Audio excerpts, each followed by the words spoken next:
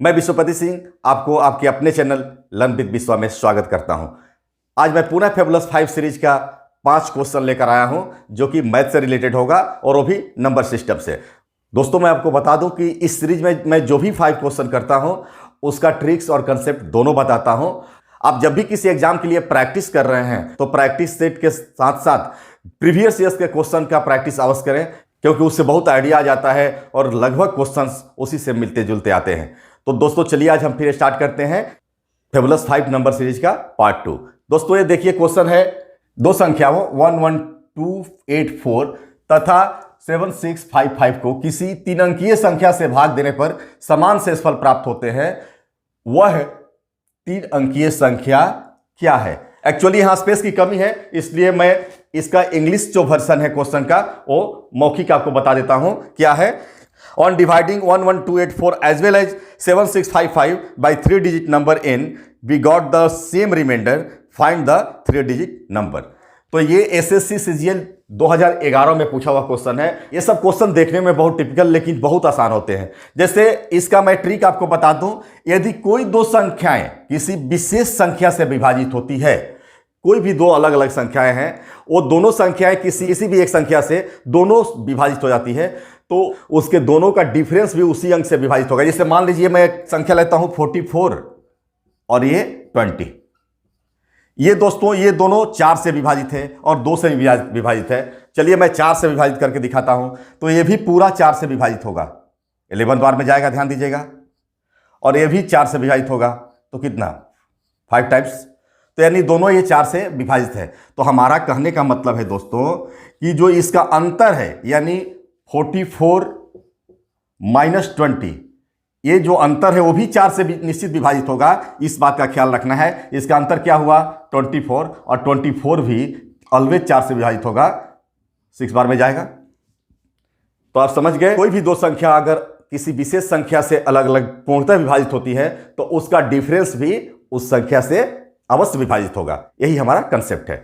तो चलिए इसको हम सॉल्व करते हैं। पहले ट्रिक से ही दोस्तों बता देता हूं, इसके बाद मैं इसका कंसेप्ट के अनुसार विस्तृत रूप से बताऊंगा।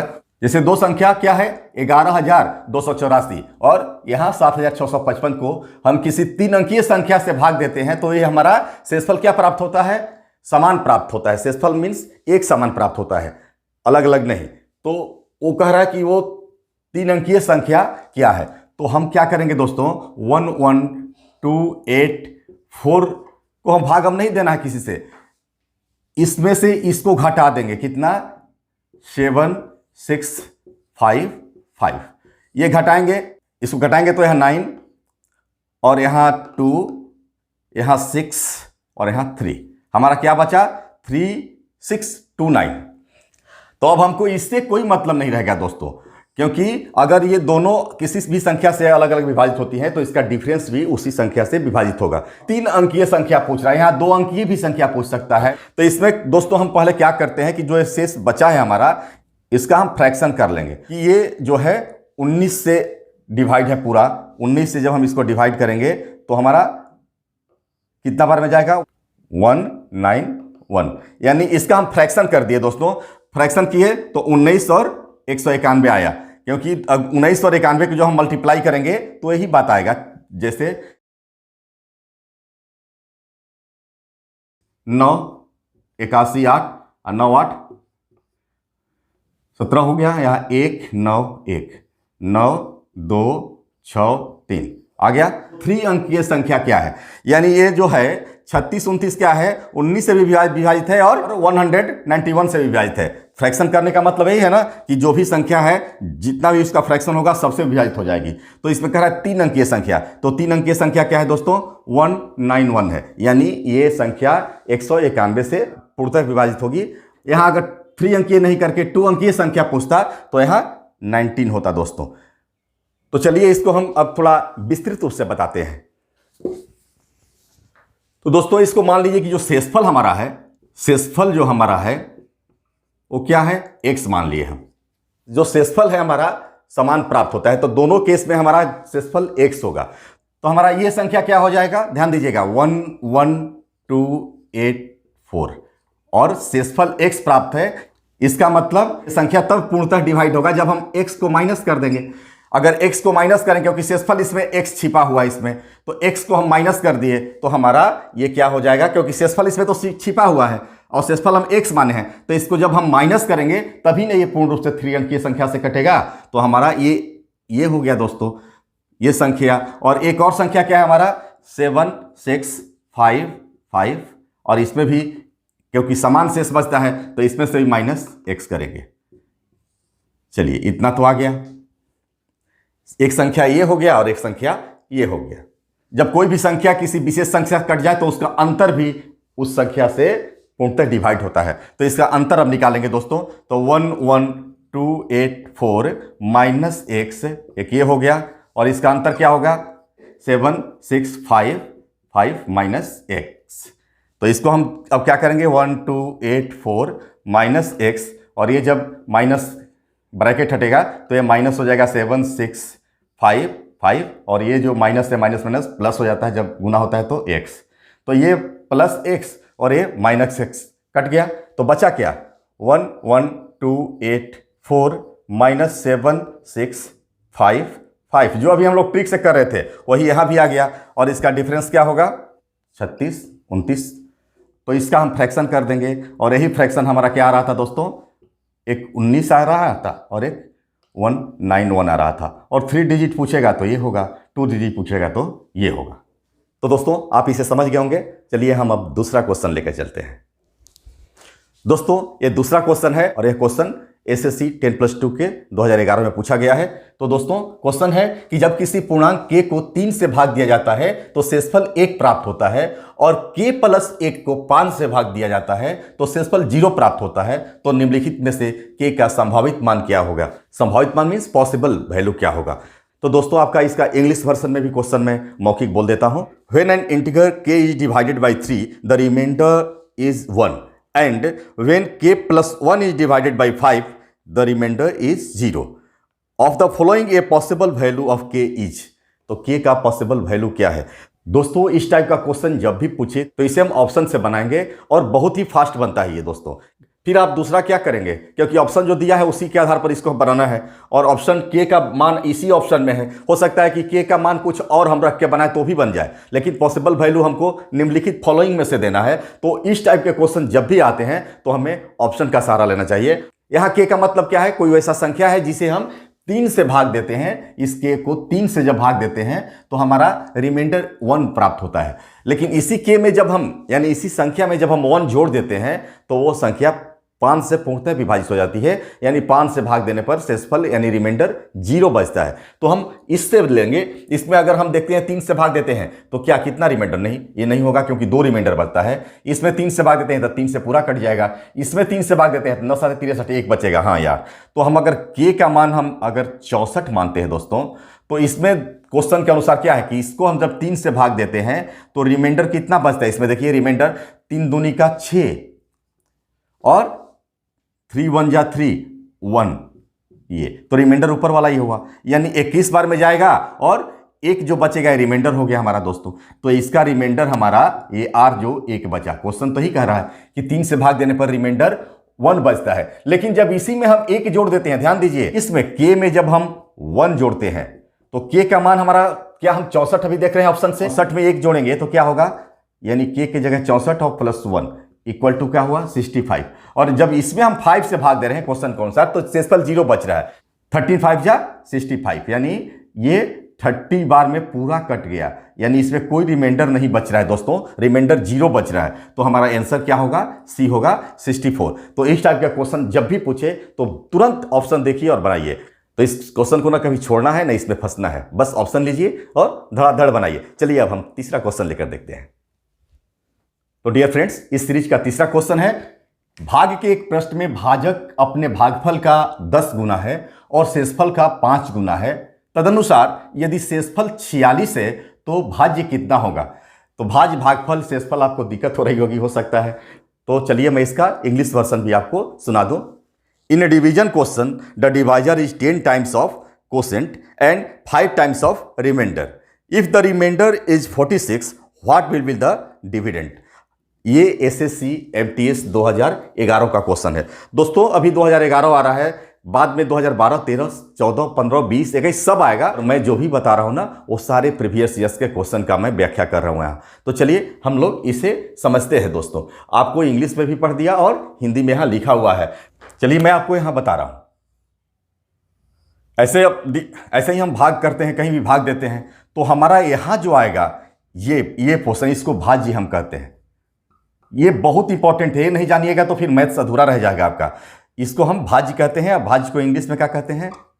डिविडेंड। ठीक है। यहां जिससे हम डिवाइड करते हैं इसको हम डिवाइजर कहते हैं। बहुत आसान है, डिवाइड करते हैं तो डिवाइजर हो गया हमारा ये। इसको हिंदी में क्या कहते हैं? भाजक। और हमारा जो यहां प्राप्त होता है इसको हम भागफल कहते हैं। अगर इंग्लिश में इसको कहिए तो कोसेंट कहते हैं। और यहां डिवाइड होने के बाद कोई अंक बचता है, इस अंक को हम क्या कहते हैं? यहां जो बचता है दोस्तों, इसको हम शेषफल कहते हैं और इंग्लिश में रिमाइंडर कहते हैं। तो दोस्तों ये समझ गए होंगे और इसका स्क्रीनशॉट भी ले लीजिए, क्योंकि जो भी हम करने जा रहे हैं बिल्कुल इसी पर डिपेंड है। और हमारा ये बहुत इंपॉर्टेंट पार्ट होता है, मैथ्स इसके बिना अधूरा है। तो आपको ये जानना है, dividend equal to divisor into quotient plus remainder. बहुत आसान है, ये सब तो जानते हैं लोग, लेकिन ये कहाँ एप्रोप्रिएट, इसका जगह कहाँ है, स्थान कहाँ है जब हम डिवीजन करते हैं उसमें, वो जानना बहुत जरूरी है। क्वेश्चन में कह रहा है कि भाग के एक प्रश्न में भाजक अपने भागफल का 10 गुना है। भाजक अपने भागफल का, तो भाजक क्या है? डिवाइजर। ध्यान दीजिएगा, डिवाइजर जो है दोस्तों इक्वल टू कितना है? अपने भागफल का 10 गुना। भागफल मीन्स क्या? कोसेंट का कितना है? 10 गुना। और फिर क्या है दूसरा स्टेटमेंट? डिवाइजर हमारा जो है शेषफल यानी रिमाइंडर का 5 गुना है। अब हमारा डिवाइजर क्या है? 2 मान आ गया है, 2 वैल्यू आ गया है। एक क्या है? कोसेंट का 10 गुना और एक रिमाइंडर का 5 गुना। आगे पढ़ते हैं। तदनुसार यदि शेषफल 46 है, बन तो गया दोस्तों, तो भाज्य कितना होगा? अब डिवाइजर हमारा निकल गया, अब क्या है? रिमाइंडर कह रहा है यहाँ। अब हम रिमाइंडर का मान पुटअप कर देंगे तो हमारा निकल जाएगा। तो रिमाइंडर क्या है? 46 यहाँ दे रहा है, शेषफल मीन्स रिमाइंडर, तो क्या है? 46 है। ये तो आ गया। और यहाँ डिवाइजर हमारा, तो यही तो निकालना है। तो डिवाइजर क्या है? रिमाइंडर का 5 गुना। तो यहाँ डिवाइजर, ये रिमाइंडर मिल गया 46 है, इसका 5 गुना। तो डिवाइजर क्या आ गया? 6 5 जा 30, 5 4 जा 20 और रेस्ट जो बचा 3, 23 यानी 230। हमारा अब डिवाइजर मिल गया 230। यहां हम लिखते जा रहे हैं दोस्तों। यहां डिवाइजर हमारा पूरा 230 मिल गया।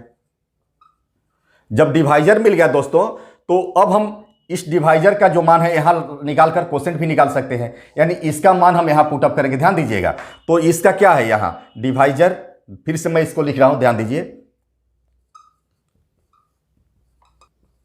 Equal to quotient into 10। यहां तक तो क्लियर है। अब हमारा डिवाइजर का मान अब क्या होगा? ध्यान दीजिए, बहुत ही आसान है। अब लिखने की जरूरत कुछ नहीं है, मुझे समझाना है कि आपको मैं मैक्सिमम समझा सकूं, इसलिए मैं यहां लिख रहा हूं। तो चलिए इसको हम करते हैं। यहां डिवाइजर तो निकल गया मेरा, क्या? 230। तो यहां डिवाइजर की जगह हम 230 लिख सकते हैं, इक्वल्स टू कोसेंट इंटू 10 है। तो कोसेंट क्या होगा? ये जब इंटू में है तो यहां डिवाइड हो जाएगा, तब कोसेंट निकालना होगा। तो कोसेंट के लिए क्या होगा? ये 10 यहां से हटकर यहां इससे डिवाइड हो जाएगा, तो ये कट गया यहां। तो हमारा कोसेंट 23, तो कोसेंट भी आ गया यहां, इक्वल टू 23। और हमारा रिमाइंडर पहले यहां दिया हुआ ही है, रिमाइंडर ध्यान दीजिएगा, बहुत ही आसान है, 46। तो सब तो मिल गया, डिवाइजर मिल गया, कोसेंट मिल गया, रिमाइंडर मिल गया, बन गया। अभी इसको हम मिटा देते हैं, क्योंकि यहां तो हम लोग निकाल लिए हैं दोस्तों। मान इसका तो पूछ कर रहा है क्वेश्चन में, तो भाज्य कितना है, यही भाज्य पूछ रहा है दोस्तों। भाज्य मीन्स इस पोर्शन को, इसको पूछ रहा है, यानी डिविडेंड को पूछ रहा है। तो डिविडेंड यहाँ हमारा क्या हुआ, ध्यान दीजिए, डी लिख रहे हैं शॉर्ट में, इक्वल टू डिवाइजर। तो डिवाइजर दिया हुआ है कितना, 230 इंटू कोसेंट वो भी दिया हुआ है 23 प्लस 46, यहाँ रिमाइंडर भी दिया हुआ है 46, यानी इस सबका मान हमारा तो ऑलरेडी निकल ही गया है। तो हमारा ये डिविडेंड निकल रहा है। डिविडेंड क्या हो जाएगा दोस्तों, तो ये डिविडेंड इक्वल टू 23 जा 529 और जीरो बैठ गया, अब प्लस 46। तो दोस्तों फिर या पूरा लिखते हैं हम, डिविडेंट यहाँ शॉर्ट में लिख रहे थे डी डी, यहाँ डिविडेंट लिख दिए, कितना हो जाएगा यहाँ 6 3 3 और 5, यानी 5336 हमारा दोस्तों इसका आंसर होगा। थोड़ा सा समय लगा बनाने में, क्योंकि मैं स्टेप बाय स्टेप पूरा चीज़ बताया आपको, लेकिन इसे बनाने में ज़्यादा से ज़्यादा 15 सेकंड 20 सेकंड लगेगा आपको। तो चलिए, मेरा ध्येय है कि आपको पूर्ण रूप से बताऊं, डिस्क्रिप्टिव बताऊं और ट्रिक भी दूं, तो आपको ये समझ में आ गया होगा। चलते हैं हम चौथे क्वेश्चन की ओर। देखिए दोस्तों, ये क्वेश्चन बहुत आसान है, लेकिन मैं आपको आसान से भी आसान क्वेश्चन यहाँ देना चाह रहा हूँ कि जिससे आपको लगे कि हाँ ऐसा भी क्वेश्चन पूछता है। वह संख्या कौन सी है जिसके 1/5 भाग में 4 की वृद्धि उसके 1/4 भाग में 10 की कमी के बराबर है। तुरंत बन गया, कोई दिक्कत नहीं है। इंग्लिश वर्जन देख लीजिए, a number whose fifth part increased by 4 is equal to its fourth part diminished by 10, find the number. SSC 10+2 2011 का क्वेश्चन है दोस्तों। तो देखिए स्टार्ट करते हैं। Let the number be X, हम एक नंबर जो है एक्स मान लेते हैं। फाइंड द नंबर पूछ रहा है, तो नंबर हम एक्स मान लिए। जो ही नंबर एक्स माने बन गया, क्या बना कि ये जो नंबर का 1/5 भाग में 4 जोड़ने पर, इस नंबर के 1/5 भाग में, यानी x का 1/5 क्या होगा 1/5x में हम क्या करते हैं, जब 4 जोड़ते हैं तो क्या होता है दोस्तों, बराबर हो जाता है, क्या इक्वल टू हो जाता है किसके, इसके 1/4 भाग के, इक्वल टू क्या हो 1/4 भाग, तो 1/4x में 10 की कमी के बराबर -10 बन गया दोस्तों। जब हम नंबर के 1/5 भाग में 4 जोड़ते हैं तो वो क्या हो जाता है, वो नंबर के 1/4 भाग में 10 के कमी के बराबर हो जाता है। इसको और क्या लिख सकते हैं यहाँ, अब एक नेचर का एक जगह कर लीजिए, तो 1/5x और ये जो है -1/4, क्योंकि इक्वल टू के इधर आ रहा है, ये राइट से लेफ्ट आ रहा है, इक्वल टू -10 और ये क्या है 4 है, +4 है, तो इक्वल टू के इधर यानी लेफ्ट से राइट जा रहा है, तो -4। तो इसको हम सॉल्व करेंगे तो क्या होगा दोस्तों, यहां 20 हो गया, लसा 4 और 5 का, और 5 चौका 20, यहां क्या होगा 4 बार में, तो 4x माइनस यहां 5x इक्वल टू ये क्या हो गया -14। अब इसको करिएगा सॉल्व तो क्या होगा, यहां 4x में से -5x जाएगा तो -x बचेगा, यानी 1x divided by 20 equal to -14, और क्या होगा -x इक्वल टू 20 में 14 से गुना होगा तो क्या होगा 280, तो -280, यानी ये माइनस और इधर का माइनस कैंसिल हो गया, तो x का मान क्या हुआ दोस्तों, x इक्वल टू 280। यही हमारा आंसर होगा, क्योंकि हम नंबर जो है x माने थे और x का वैल्यू हमारा यहाँ आ गया। तो चलिए हम आज के सीरीज का लास्ट क्वेश्चन यानी 5वां क्वेश्चन लेकर चलते हैं। दोस्तों आज के सीरीज का लास्ट क्वेश्चन है, ये भी एसएससी 10+2 2011 में आया हुआ है। दोस्तों यहाँ एसएससी 10+2 देख रहे हैं तो ऐसा नहीं कि ये क्वेश्चन केवल एसएससी में आएगा, ये रेलवे बैंकिंग यानी हर कंपटीशन जो होता है सबके लिए काफ़ी इंपॉर्टेंट है। इस टाइप के क्वेश्चंस हर एग्जाम में, हर कॉम्पिटिटिव एग्जाम में पूछे जाते हैं। तो चलिए दोस्तों इस क्वेश्चन को देखिए, यानी किसी भिन्न के अंश यानी न्यूमिनेटर तथा हर यानी डिनोमिनेटर में 1 जोड़ दिया जाए तो वह 1/4 हो जाती है। उसी के अंश तथा हर में यदि 2 जोड़ दिया जाए तो वह 1/3 हो जाती है। तदनुसार उस भिन्न के अंश और हर का योग क्या होगा। और दोस्तों मैं एक और बात बता दूं कि मैं बहुत सारे शॉर्ट्स भी डालता हूं, वो शॉर्ट्स इतने इंपॉर्टेंट है आपके लिए कि किसी भी एग्जाम में उससे 10 से 15-20 क्वेश्चन अवश्य आ जाएंगे। अगर जितना मैं अभी डाला हूं वो भी पढ़ के जाते हैं आप तो शॉर्ट्स भी अवश्य देखिए। तो चलिए हम इसको सॉल्व करते हैं। इसका दोस्तों मैं पहले इंग्लिश वर्जन भी आपको पढ़कर सुनाता हूं। A fraction becomes 1/4 if 1 is added to both the numerator and denominator. If 2 is added both the numerator and denominator, it becomes 1/3. What is the sum of the numerator and denominator of the fraction? दोस्तों तो ये बनाना बहुत आसान है। हमें numerator और denominator मानना पड़ेगा। तो पहले हम मान लेते हैं दोस्तों, लेट न्यूमिनेटर क्या हुआ, इक्वल टू एक्स और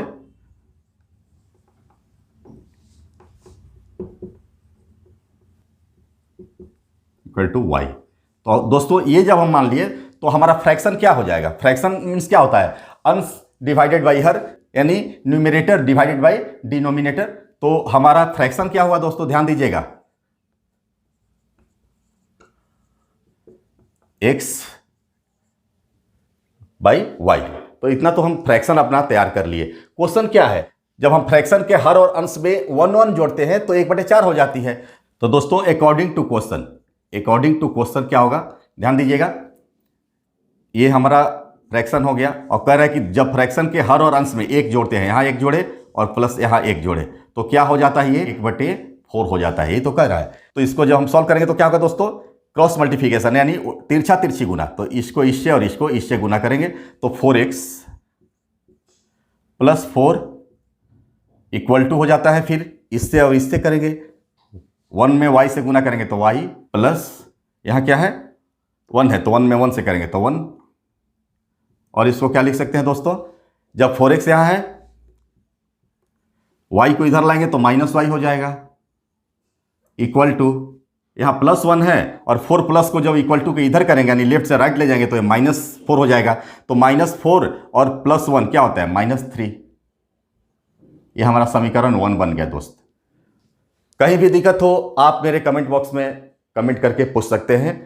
तो चलिए अब हम दूसरा कंडीशन देखते हैं। अगर उसी आंसर में उसी अंश हर का मतलब क्या, एक्स वाई वही जो पहले था, मैं क्या करते हैं 2 जोड़ते हैं, दोनों में हर और अंश ऊपर और नीचे यानी 2 जोड़ते हैं तो वो क्या हो जाता है 1/3 हो जाता है। तो इसको भी क्रॉस मल्टीप्लिकेशन जैसे किए थे वैसे करेंगे तो क्या होगा दोस्तों, यहां 3x + 6 इक्वल टू y, 1 ही है, यहां भी 1 है तो यहां y और 2 है तो 1 और 2 में गुना करेंगे 2। इसका समीकरण क्या होगा 3x, y को हम जब इक्वल टू के इधर लाएंगे तो ये +y है तो -y होगा, इक्वल टू, अब यहां देखिए +2 है और यहां +6 है तो +6 को इक्वल टू के राइट लाना है, प्लस जो होता है माइनस हो जाता है तो ये -6 और यहां +2 क्या होगा -4। ये हमारा 2 समीकरण हो गया। तो दोस्तों यहां समीकरण आप देख रहे हैं। अब हम इस समीकरण को हम यहां सॉल्व कर देते हैं, कहीं भी दिक्कत नहीं होनी चाहिए, ध्यान दीजिएगा। अब इस हमारा यही समीकरण दोनों बना है ना, अब इसको यहां लाइन दे दिए, ये हमारा फाइनल समीकरण 1 और 2। इसको हम जब सॉल्व करेंगे तो क्या होगा, अब देखिए ये सिंबल अगर रिवर्स उल्टा होगा तो ये कट जाता है आपस में, तो यहाँ सिंबल हम उल्टा कर देंगे, यहाँ प्लस, अब नीचे वाले से हम चलेंगे, यहाँ क्या है माइनस है तो इसको हम प्लस कर दिए, यहाँ भी माइनस है इसको प्लस कर दिए और यहाँ भी प्लस है तो इसको हम माइनस कर दिए। अब ये सिंबल बदल गया, यानी नीचे वाले सिंबल तीनों बदल गए, जो माइनस थे वो प्लस हो गए, जो प्लस थे वो माइनस हो गए। यहाँ -y और यहाँ +y कट गया, ये चला गया। अब हम सॉल्व करेंगे तो यहाँ देखिए, यहाँ 4x है और यहाँ -3x है, तो 4x में से -3x जाएगा तो x बचेगा नहीं, 1x का मतलब x हम कहते हैं इसको, इक्वल टू, और यहाँ +4 है यहाँ -3 है तो +4 से जब हम -3 ले जाएंगे तो हमारा क्या बचेगा 1 बचेगा। तो x का मान दोस्तों हमारा यहाँ निकल गया, यानी यहाँ से फिर हम चालू करते हैं, ध्यान दीजिएगा, x = 1 हो गया। तो जब x का मान हमारा निकल गया तो हम किसी भी समीकरण में x का मान रख के y का मान निकाल सकते हैं। तो किसी में रख दीजिए, समीकरण 1 में हम x का मान रखते हैं, ध्यान दीजिएगा दोस्तों, तो 4x - y = -3। तो y का मान निकालने के लिए हम x के जगह पर x का मान रख देंगे, तो 4 और यहाँ x है × 1, x का मान 1 है तो ये हमारा हो गया -y = -3। तब क्या होगा दोस्तों, तो 4 माइनस वाई इक्वल टू -3। और आइए ये -y हम लिए यहाँ और यहाँ -3 है और यहाँ जो 4 ये प्लस में है, ये क्या है प्लस, यही ना है, इसी को हम अभी सॉल्व कर रहे हैं। तो ये प्लस में है 4, तो जब प्लस इक्वल टू के इधर जाएगा तो ये माइनस में हो जाएगा, तो क्या होगा -4। तो क्या हुआ -y इक्वल टू -7, तो ये माइनस माइनस कैंसिल हो गया, तो y इक्वल टू 7। तो y का मान भी हमारा निकल गया दोस्तों, y इक्वल टू 7। तो हमारा दोनों का मान निकल गया x और y का। तो यहाँ क्या हुआ दोस्तों, x और y, तो हमारा क्या निकल गया, एक 1 है और एक 7 है। इतना तो निकल गया, लेकिन यहाँ पूछ क्या रहा है कि तदनुसार उस भिन्न के अंश और हर का योग क्या होगा, यानी न्यूमरेटर और डिनोमिनेटर का योग क्या होगा। तो ये दोनों को जोड़ देंगे तो 1 + 7 इक्वल टू क्या हुआ 8, और यही हमारा 8 आंसर होगा दोस्तों। तो दोस्तों इसको अच्छी तरह से देख लीजिए, स्क्रीनशॉट ले लीजिए। आज का फेबुलस 5 का नंबर सिस्टम का पार्ट 2 समाप्त कर रहा हूं। शॉर्ट्स भी अवश्य देखिए, जो क्योंकि काफी फायदेमंद होगा। एक शॉर्ट्स में मैं बहुत कुछ समझाने का कोशिश करता हूं, 1 मिनट में मैं गागर में सागर भरने का प्रयास करता हूं। तो शॉर्ट्स देखना कभी ना भूले, और इसके साथ साथ लॉन्ग वीडियो हमारे ऑलवेज आते रहेंगे। तो चलो आज का क्लास मैं यही समाप्त करता हूं, फिर मिलता हूं नए उत्साह और जोश के साथ। तो पढ़िए, भविष्य गढ़िए। जय हिंद।